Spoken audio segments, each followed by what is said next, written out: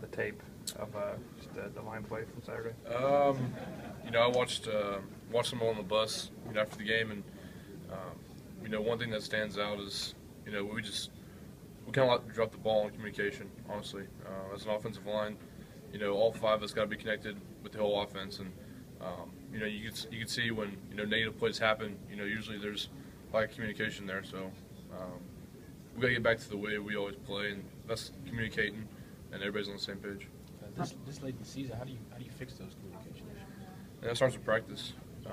If we're you can usually tell on Thursday, when we're clicking on all cylinders,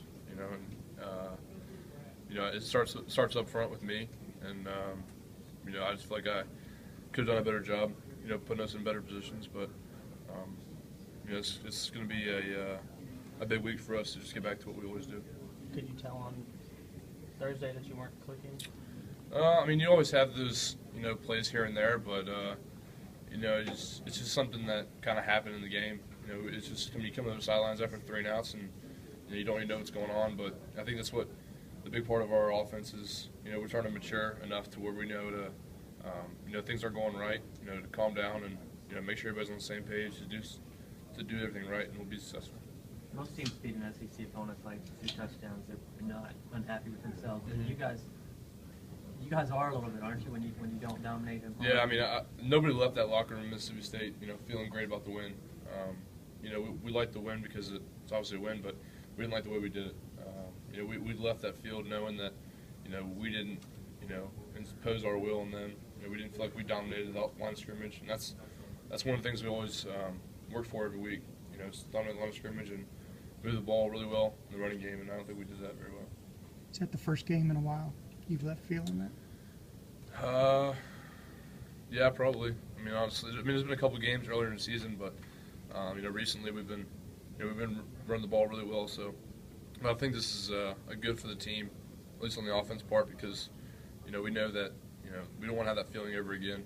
So, from this moment on, we got to just do what we got to do on offense, and it starts in practice every week. So, is the feeling even similar to what it was last year after A&M? Is it that? Did you guys take it to that level? I guess? Yeah, I think so.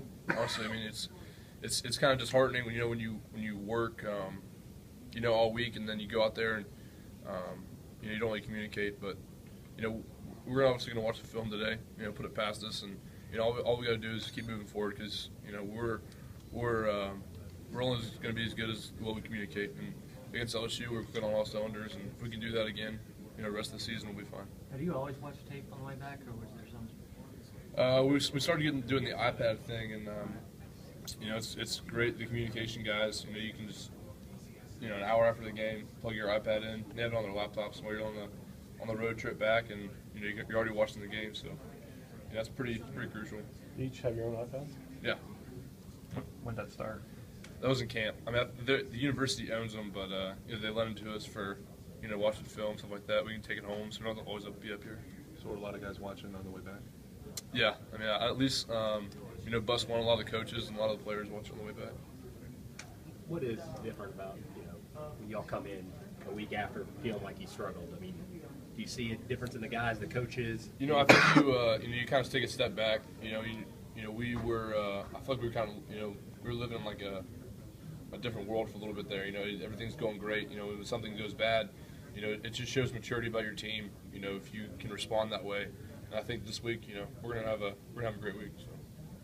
What do you think about what the seniors have done? Guys like AJ and CJ who stuck it out. Yeah, this is senior week, and you look at that class and what they've accomplished since they've been here. So that's even a bigger incentive for these younger guys like us to really send these seniors out with a good note one last time in Bryant-Denny. What have you learned from Anthony Steen in particular? A lot of things. He obviously has a lot of experience underneath his belt.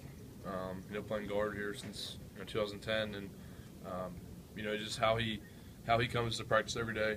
And his body hurts just like mine does, but that's the whole thing about it is you just every day you come out there, and give it your all, and good things will happen to you.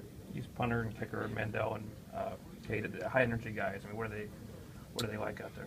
I guess sometimes we don't really interact with the punters and kickers so much, but I'm really close with Cade. I also know Cody well, but you know, those are just great guys. You know, and they know their responsibility on the team. And you know, you look at a guy like Cody. You know, make big changes for us in the field position this year, and especially this game. So you know, it's crucial to have guys like that. Two more. Will you hear the word Iron Bowl at all this week, or is that like you in Nah. trouble for saying it? Yeah, probably. I mean, we're not. I mean, honestly, I haven't looked at any film from Auburn. You know, this is just. You know, we take one game at a time, obviously, and this is just another game of the road. So. Last one. Anybody? All right. Thank you. Thanks, Rose.